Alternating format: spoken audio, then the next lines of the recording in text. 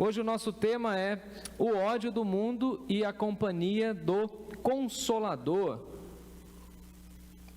Eu leio a partir do capítulo 15, estou no capítulo 15, melhor dizendo, leio a partir do verso 18 e sigo até o verso 27. A turma está procurando meu sermão até agora, mas não apareceu, mas tudo bem. Sumiram com o meu sermão. É teste para o pastor, né, Timóteo? Diz assim o texto sagrado, João 15, de 18 a 27. Se o mundo vos odeia, sabei primeiro do que a vós outros que odiou a mim. Se vós fosseis do mundo, o mundo amaria o que era seu. Como todavia não sois do mundo, muito pelo contrário, dele vos escolhi, por isso o mundo vos odeia. Lembrai-vos da palavra que eu vos disse: não é o servo maior do que o seu senhor? Se me perseguiram a mim, também perseguirão a vós outros. Se guardaram a minha palavra, também guardarão a vossa. Tudo isto, porém, vos farão por causa do meu nome, porquanto não conhecem aquele que me enviou. Se eu não viera, nem lhes houvera falado, pecado não teriam. Mas agora não tem desculpa do seu pecado. Quem me odeia, odeia também a meu Pai. Se eu não tivesse feito entre eles tais obras, quais nenhum outro fez, pecado não teriam. Mas agora, não somente têm eles visto, mas também odiado tanto a mim quanto a meu Pai. Isto, porém, é para que se cumpra a palavra escrita que está na lei: odiaram-me sem motivo. Quando, porém, vier o Consolador, que eu vos enviarei da parte do meu Pai, o Espírito da verdade, que dele procede, esse dará testemunho de mim, e vós também testemunhareis, porque estáis comigo desde o princípio. Vamos orar mais uma vez? Deus de graça e amor, nós rogamos mais uma vez que a tua doce voz fale ao nosso coração. Usa, ó Deus, essa exposição bíblica para que nós tenhamos o entendimento de que o consolo e a presença do Espírito Santo é real na vida dos cristãos. Permita, ó Deus, que essa mensagem também nos encoraja a enfrentar o ódio, a oposição desse mundo. E dessa forma nós nos submetemos diante da tua presença, pedindo que o Senhor fale ao nosso coração. Assim nós oramos e dependemos e suplicamos em nome de Jesus. Amém, amém, amém. Você já ouviu certamente nesses últimos anos, e está na moda, falarem que tem muito discurso de ódio nas redes sociais, tem muito discurso de ódio nas propagandas políticas, e essa expressão discurso de ódio, na realidade foi introduzida no nosso vocabulário, na nossa forma de conviver como sociedade, por meio dessa proposta das redes sociais, em que dizem que tem retaliações nas redes, de que tem lá aqueles momentos que você fica de quarentena porque você infringiu em alguma regra e você disse alguma coisa, ou compartilhou uma notícia que aquela rede social julga que não é correta, então é um discurso de ódio, é um discurso violento. De alguma maneira nós estamos recebendo esse rótulo: olha, isso é discurso de ódio. E basicamente nós hoje vamos conversar sobre isso, o ódio e a presença do Consolador, o ódio do mundo. No entanto, nós também precisamos conversar nesse primeiro momento e ter o entendimento de que o mundo sempre terá ódio de nós, cristãos. E aí eu digo que esse ódio, ele é de graça. E depois eu explico isso quando Jesus disse isso lá no versículo 25. Olha, é um ódio sem motivo. Eles não têm outra razão a não ser o Cristo que está em nós. Então o Cristo, ou seja, a mensagem cristã, o cristianismo a quem nós servimos, é que incomoda o mundo. E isso gera muito ódio, isso gera perseguição. Porque o ódio, na realidade, é um sentimento que brota que deseja sufocar o outro, deseja calar o outro. Em alguns momentos, em algumas expressões do ódio, nós temos até o desejo da morte, da eliminação do outro, como se o outro fosse um oponente. Então veja que esse sentimento também estava estampado lá no primeiro século, e Jesus conviveu com muitas pessoas e com muitas expressões de ódio, pessoas que não o queriam bem. E assim nós, na nossa convivência, aprendemos a observar os olhares, a fazer algumas leituras. Em vários momentos do ministério de Jesus, a gente pôde contemplar que os olhares para ele eram olhares de ódio. Por exemplo, os fariseus e os saduceus ficavam irritadíssimos com Jesus. Em vários momentos dos evangelhos dizem que eles estavam com ódio e queriam matá-lo, queriam prendê-lo, mas para não causar mais alvoroço e não chamar tanta atenção da credibilidade popular, eles foram tentando se segurar até que chegou o momento do Calvário. Mas o ódio sempre esteve presente no ministério de Jesus, e Jesus foi convivendo com isso. Por exemplo, tinha aquela rivalidade dos samaritanos com os judeus, e Jesus teve que lidar com isso, quando Jesus passou por uma aldeia dos samaritanos, e alguns dos discípulos falaram: olha, eles não nos receberam, então o Senhor quer que a gente ore e mande fogo? Isso é ódio. Já que eles não são dos nossos, vamos exterminá-los. Então veja que nesse contexto e nesse texto, Jesus estava preparando seus discípulos para o momento da sua morte e da sua ressurreição.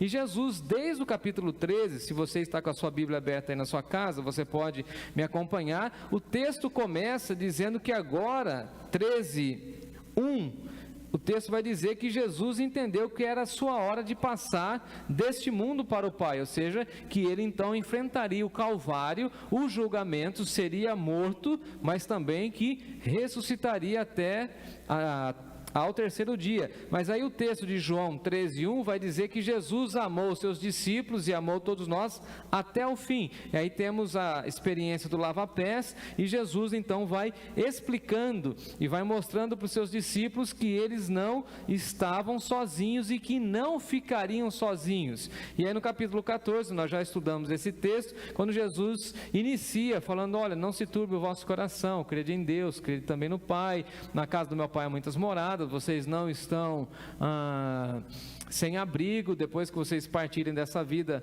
eu mesmo vou abrigar vocês na eternidade, então fiquem em paz. E aí Jesus vai falar que ele é o caminho, a verdade e a vida. Depois Jesus vai falar a respeito do Consolador, 14:16. O texto vai se prolongando, chegando até no 14:26, quando ele fala do Consolador, o Espírito Santo, aquele que o Pai vai enviar, e então ele vai consolando e confortando os seus discípulos. Chega no capítulo 15, Jesus abre um pouco mais os horizontes e vai falar da videira. Ele falou: eu sou a videira verdadeira. E Jesus então vai tratando com seus discípulos a sua partida e mostrando que eles estão ligados a Jesus e por isso deveriam dar continuidade ao seu ministério. E aí o texto vai dizer para nós que Jesus vai agora tratar de algumas coisas da realidade, e Jesus não vai mascarar a realidade.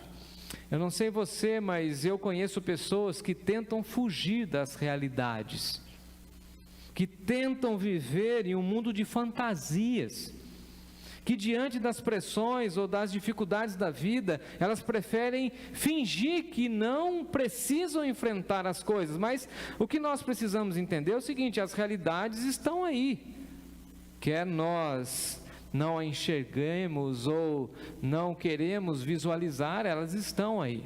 Então Jesus sabia que seus discípulos passariam por dificuldades, que eles seriam odiados. Então Jesus decide colocar na pauta esse tema do ódio. É claro que você me ouvindo, você deve fazer essa colocação de que de um lado está o amor, do outro lado está o ódio.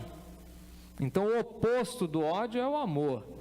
E aí Jesus está querendo mostrar para eles o seguinte: olha, vocês serão odiados, E é isso que vem do mundo para nós. E nós não podemos nos vingar mandando mais ódio para lá. O que nós faremos? Nós amaremos. Nós devolveremos o ódio transformado em amor. Por isso que Jesus vai falar o seguinte para ele: eu amei vocês, versículo 17. E agora no versículo 18, veja comigo, eu quero expor esse texto. Se o mundo vos odeia, sabei que primeiro do que a vós outros, eles odiaram a mim. Então veja, o mundo odiou Jesus.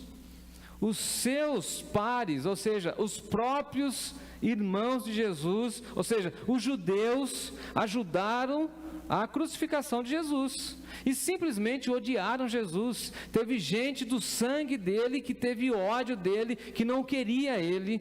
Diz o texto bíblico que ele, Jesus, não pôde fazer milagres aonde ele morava, que todos ficaram extremamente céticos diante de Jesus, e ele mesmo vai dizer que não teve honra na sua casa. Ou seja, o ódio que o mundo tem a nós, não é um ódio a nós, mas a Cristo. Em primeiro lugar é a Cristo. E nós, veja bem, se nós somos cristãos de fato, de verdade, o mundo vai nos odiar, ponto. O mundo vai nos perseguir, o mundo vai tentar nos matar, o mundo vai tentar cercear nossa voz, simples assim, só porque nós somos cristãos, só porque nós levantamos a bandeira do cristianismo.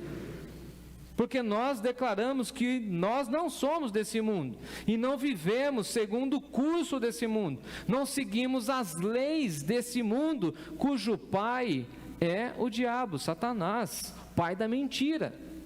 Jesus acusa inclusive os judeus e fala o seguinte: o diabo é o pai de vocês, e vocês amam ele, por isso vocês não entendem o meu ministério. Veja que discurso. E alguém vai falar assim: não, foi um discurso de ódio. Não, o ódio que os judeus tiveram em relação a Jesus. Eu espero que na sua casa o som das motos e dos carros não estejam chegando aí, porque hoje está movimentada aqui a rua, né? Versículo 19: se vós fosseis do mundo, o mundo amaria o que era seu. Então o que Jesus está dizendo é o seguinte: o mundo só ama quem é do mundo, e quem não é do mundo, não é amado pelo mundo. Agora, o problema é que tem muita gente, Lucas, que é de Deus e quer o amor do mundo. Nesse mundo, olha aqui, guarda essa frase: nesse mundo onde Cristo foi crucificado, você não será honrado, meu irmão, minha irmã, você será odiado. Se ninguém te disse isso, essa é a grande verdade do cristianismo. Mas o Espírito Santo de Deus está com você. Glórias a Deus, aleluia. Vai ter gente que vai nos perseguir, vai ter gente que vai falar mal da nossa vida, porque nós não somos do mundo, nós não nos enquadramos nesses perfis desse mundo. Olha o que Jesus fala: todavia vocês não são do mundo. E aí eu gosto daquela frase de C.S. Lewis, que eu tenho citado ela com frequência. Às vezes eu me sinto meio fora. Às vezes eu fico conversando com algumas pessoas falando assim: só eu que estou achando isso, só eu que estou meio deslocado nessa vida, só eu que tenho esses valores, só eu que não me sinto bem com essa música, com esse comportamento cultural. E as pessoas falam assim: não, eu também estou sentindo. Então, nós não somos daqui, né? Que aí C.S. Lewis fala assim: quando você não se encaixa, significa que você não é desse mundo. E que bom que a gente tem a nossa igreja para nos mediar e falar assim: então tem outras pessoas que também têm o mesmo sentimento de que nós não somos desse mundo. Por exemplo, eu não consigo ouvir as músicas que esse mundo acha normal, eu não consigo ver as séries que eles acham que é normal, eu não consigo ter a mesma moralidade que eles acham que é normal, eu não consigo lidar com o dinheiro da mesma maneira que eles acham extremamente comum, o sucesso ou a busca pela fama. Eu não consigo, não vou me vender, não vou me encaixar. É isso que Jesus está falando, que nós não somos do mundo, muito pelo contrário, dele, ou seja, do mundo é que eu vos escolhi. E aí a gente fica pensando que nós éramos pessoas maravilhosas. Não, Jesus está falando assim, vocês não são do mundo, porque eu, Jesus, é que escolhi. Eu fui lá e pincei, tirei, retirei vocês do mundo. Logo, os valores que eu quero imprimir no seu coração são os valores eternos, são os valores do Evangelho. E aí você chega na igreja, está aqui o pregador Lucas no domingo falando que nós somos impactados pelo Evangelho. O Evangelho aceita e acolhe todas as gerações. Aí você ouve a aula do Rafael, você vai entender que você precisa ter disciplinas espirituais para buscar a Deus. Aí você ouve o irmão Edielso vai ensinar você, vai te empurrar para você ter uma vida de maior quebrantamento. São os valores do reino. Aí você vem aqui no domingo de manhã e você ouve o irmão César, ó que chique, o irmão Cezinha pregando, falando sobre amizade. Por quê? Nós não somos desse mundo e nós queremos ouvir essas verdades do Evangelho impactando o nosso coração, porque o mundo nos odeia, está tudo certo, mas Jesus está falando assim para nós, é do mundo que eu tirei vocês. Então, quando a gente olhar para as pessoas que estão no mundo, precisamos ter a mesma compaixão que Jesus teve ao olhar em nós e falar assim, dali pode sair alguma coisa boa, vou tirar esse, vou tirar, como diz Paulo, né? Vou transportar das trevas e vou plantar no reino da luz. Vou confundir a sabedoria humana, né, Lucas? Eu vou tirar o Jefferson das trevas e vou plantar ele na igreja. Eu gosto daquele salmo quando o salmista diz assim, que Deus me tirou de um monte de lixo e me fez assentar entre príncipes. Eu não valia nada, eu não tinha valor nenhum, eu tinha medo de falar no microfone, que nem o Lucas também reconheceu aqui domingo, né? Eu era tímido, mas Deus nos tirou e nos colocou diante da igreja para a gente ensinar o povo de Deus. Então, Jesus está falando, eu escolhi você. Agora, não tem uma declaração mais linda, Natália, do que essa de Jesus, Carlão, falando assim para nós. Não foi vocês que me escolheram, e aí tira o homem do centro. Os pregadores coach nunca vão pegar esse texto, que eles falam assim, eu que fui a Deus, eu que busquei a Deus, tudo é o homem, né? O homem no centro, eu, aí vem Jesus e fala assim, não foste vós que me escolheste, eu, Jesus é que escolhi, eu sou o bom pastor, quem estava perdido é você. A gente fala assim, não, eu encontrei o Evangelho, não, foi o Evangelho que me encontrou, foi a luz de Deus que raiou sobre mim. Ou seja, nessa noite, irmãos e irmãs, guardem isso e deixem essa voz de Jesus pastorear seu coração, por misericórdia, falando para mim e para você, eu escolhi você. E não tente também fazer teologia e ficar pensando e querer explicações racionais ou explicações que venham a trazer muita segurança. Não, deixe Jesus falar assim, eu escolhi você. Não fica pensando assim, por que não escolheu o outro? Não, eu escolhi você. Jesus, eu fico imaginando Jesus olhando para os 12, falando assim, eu escolhi vocês. Poderia ter escolhido tantos outros, mas escolhi vocês, porque quem eu escolho tem um propósito por detrás. Imagina? Jesus olhando para mim e para você, falando assim, eu escolhi você, tirei você lá do mundo, eu tenho um propósito grande para a sua vida, e não é para você ficar aí com mimimi, porque o mundo está te odiando, porque o mundo está te pressionando, porque o mundo está sendo hostil para você. O mundo não é parque de diversões para nós, o mundo é arena de trabalho, onde nós vamos fazer e cumprir a missão que Deus colocou na nossa mão. Eu escolhi você, e o mundo vos odeia só por isso. Sabe por que as pessoas do mundo não gostam de mim e de você? Porque nós fomos escolhidos por Deus, e a gente tem um brilho diferente, sim ou não? Tem uma linguagem diferente, tem um jeito diferente. Eu tive crise na minha juventude, quando eu me tornei um jovem pastor, e eu sentia que as pessoas, em alguns momentos, não gostavam de mim. Lembra, Natália? Fui conversar com vários pastores experientes, e um dos pastores me deu a grande dica da minha vida. Sabe por quê, Gerson? Porque eles queriam roubar essa vitalidade, essa jovialidade, esse jeito alegre de viver, porque o mundo não tem isso. Eu fui lá chorar para um dos meus pastores, viu, Lucas? Eu falei assim, poxa, tem muita gente que manda brasa, me critica. Com essa idade que eu tenho, né? Sou bem jovem naquela época, né? Falando de coisa de, sei lá, quase 20 anos atrás. E aí todo mundo falando, não, esse ódio aí, essa hostilidade em relação a você, é porque você poderia estar dando frutos lá nas coisas do mundo, mas você renegou tudo isso. E você abandonou tudo isso para viver os planos de Deus. Eu falei, é isso mesmo. Então, esse ódio, em dados momentos, o ódio do mundo vem também consolidar e confirmar a nossa identidade. Estou fazendo a vontade de Deus, logo, quem não é de Deus não gosta.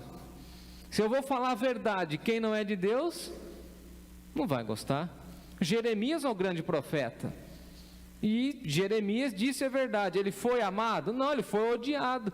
João Batista foi amado pelos seus discursos, pela sua eloquência? Não.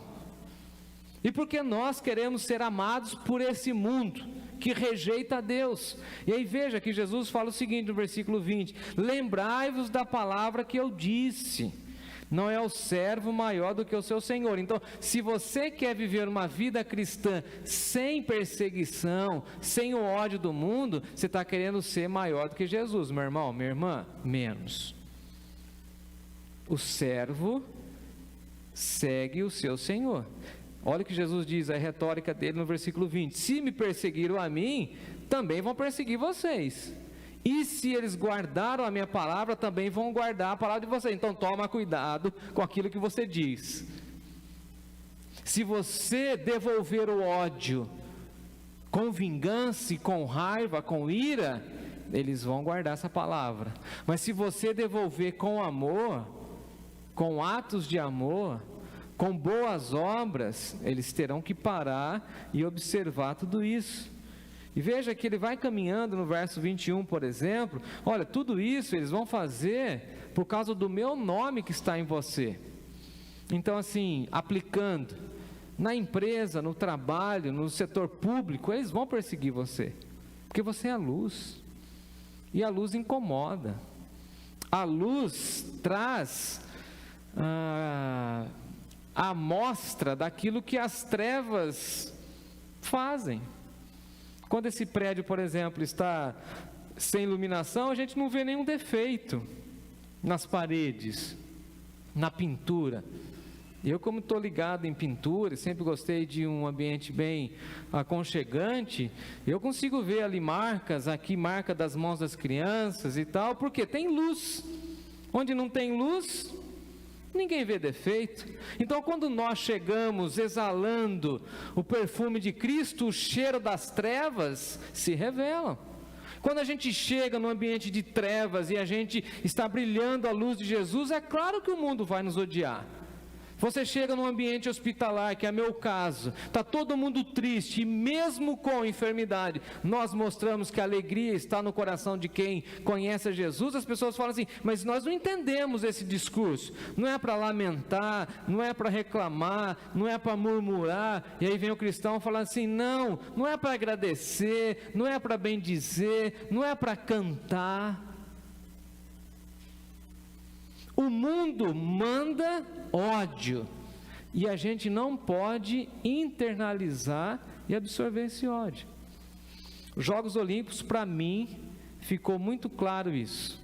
O mundo tem ódio do cristianismo, o mundo quer perseguir o cristianismo, o mundo não quer deixar com que os cristãos digam que eles servem a Deus, então tentaram cercear aí de todas as maneiras. E o que foi feito e o que foi dito? Em todos os microfones, boa parte dos atletas: quero tributar a minha medalha, a minha conquista, em primeiro lugar a Deus. Tem a tal da Raíssa lá que eu estou ensaiando com as crianças lá, né? Jesus é o caminho e tal, em Libras lá, está tudo certo, a medalha está aqui. Vocês querem fazer bagunça lá na abertura das Olimpíadas? Vocês querem mostrar o ódio ao cristianismo? Mas a mensagem minha será pregada através de quem eu quiser, disse Deus. Pronto, está tudo certo. Agora, verso 23, quem me odeia, odeia também meu Pai. Então veja bem, olha que interessante isso. Não fique preocupado ou preocupada, olha, estão me odiando. Na realidade estão odiando a Jesus, ao nome dele que está em nós. E por fim, ou mais grave ainda, eles estão odiando ao Pai. Então veja que quem deve se vingar, quem deve resolver essa situação é quem? Deus. Eu tive e tenho várias pessoas que de graça não gostam de mim. Tudo bem, não gostam da minha personalidade, mas me odeiam, falam mal de mim, soltam calúnias, desejam a minha morte. Eu nem quero pensar no nome dessas pessoas. Eu quero orar por elas só. E quero falar assim: Deus, que o Senhor resolva isso. Põe a tua mão, e a vingança pertence ao Senhor. As pessoas que me perseguiram no trabalho, Deus, coloca a tua mão e cuida dessa situação. Aquele vizinho lá que ficou me perseguindo a vida inteira, coloque a tua mão. E aí eu fico lembrando de alguns versos bíblicos, que horrível coisa é cair na mão do Deus. Eu tremo diante desse versículo, Lucas, que nem essa boquinha que você fez assim. Outro dia eu estava conversando com uma irmã, ela falou assim: pastor, você lembra quando a gente foi em tal lugar? Lembro. Você lembra que tal pessoa não quis receber a gente? Eu falei: lembro. O que você lembra disso? Eu falei: eu fico... porque eu fui lá como profeta de Deus, como homem de Deus. Eu me lembro das rejeições do mundo. Eu me lembro quando era jovem, chegava em alguma casa para fazer alguma visita, chegou aquele seminarista, não, fecha a porta, diz que não tem ninguém. Hostilidade. Natália, você lembra daquela vez que eu pulei a janela da casa para o cara não me matar? O cara saiu com uma faca, Lucas. Fui visitar a irmã, pensei que a irmã tinha avisado o marido, né? Mas foi sabotagem, né, Natália? Chegamos lá para o almoço, estamos sentados lá conversando com a irmã. Saiu o cara assim, o homem assim do quarto, assim: que é esse homem? O cara pegou a peixeira e eu, em cima do sofá, plop, aqui em Sorocaba. Estava lá no quintal, sumi. Deixei a Natália lá, né? A Natália tá com a irmã, né? Eu que era ameaça. Hostilidade. Aí vem Jesus e fala o seguinte, verso 25: isto, porém, é para que se cumpra a palavra que está escrito. Tem 2 textos lá no livro de Salmos que repetem isso: odiaram-me sem motivo, simplesmente porque eu sou de Deus. Se você é de Jesus, se você carrega o nome de Jesus, o mundo vai te odiar, ponto. Agora, o que nós precisamos entender, eu quero caminhar para o fim com essa parte mais linda do texto, é que o Espírito Santo, o Consolador, é a nossa companhia, Lucas, louvado seja Deus. Veja, quando porém vier o Consolador, e a expressão aqui mais uma vez é Paráclitos, que pode ser advogado, companhia e encorajador. E nesse texto, dentro do contexto, ele funciona como encorajador, ou seja, com aquela companhia. Então, quando a gente for pressionado diante do mundo, o Espírito Santo chega do nosso lado, nos abraça e fala assim: eu estou com você, eu vou te acompanhar nessa demanda, eu vou te acompanhar nessa situação, eu não abandono você, eu estou do seu lado. Por isso que Jesus disse: eis que estarei convosco todos os dias, e para que vocês sintam o meu amor, o Espírito Santo, o Espírito da verdade, vai acompanhar vocês. Ele será o advogado, ele será o ajudador, mas ele será também a companhia que traz encorajamento. Aí você fica desanimado porque você está sendo perseguido. O Espírito Santo fala assim: não, meu filho, não, minha filha, vamos adiante, eu estou com você. Você está fazendo um bom trabalho, você está dando um bom testemunho onde você está estudando, onde você está trabalhando. Não desista, não abandone, não fique pensando nas opressões do seu vizinho. Pense naquele outro vizinho que vê em você uma pessoa digna, íntegra. Não fique pensando nas pessoas que querem sufocar você. Pense nas pessoas que estão dando graças a Deus porque conhecem você. Em um mundo de ódio, nós nos sobressaímos porque o Consolador está dizendo para nós: eu te encorajo. Por isso que Paulo vai dizer assim: olha, quando tiver parecendo que o nosso corpo físico está se corrompendo, se desgastando, na realidade o nosso homem interior está mais forte. Às vezes nós sofremos sim, com a nossa saúde física, com a nossa saúde emocional. Às vezes tudo isso é demandado de nós por conta das pressões, mas eu queria encerrar minha fala lembrando você que tem pessoas que quando você menos espera, diz algumas coisas importantes para nós e para você, e algumas pessoas vão dizer assim: olha, teve um momento da minha vida que eu não desisti por conta de você, eu estava olhando para você, e se você desistisse eu também desistiria. Eu achei tão bonito essa semana, várias expressões, porque domingo eu não preguei, domingo eu fiquei offline, né? Eu fiquei ali só aprendendo, dando oportunidade para o Lucas se desenvolver, trazer uma boa mensagem para a igreja, inclusive, diga-se de passagem. E durante a semana algumas mensagens, hoje é quarta-feira, mas algumas mensagens, relatando o amor das pessoas por mim, pelo Lucas, pela liderança da igreja, pelo avanço, que encoraja a gente diante de tantas críticas, diante de tanto ódio do mundo. Começamos a semana com 3 sacos de lixo estourados na calçada da igreja. Ninguém coloca isso na frente da casa, né? Mas da igreja, né? É um ódio deliberado, né? Uma hostilidade, uma sujeira, a gente tem que ir lá limpar. Como que a gente devolve? Aí um vizinho falou assim: graças a Deus pela igreja, né? Por esse jardim bonito, estão entendendo? E alguém já disse lá atrás, né? Para que cuidar do jardim? Não, para a gente mostrar beleza.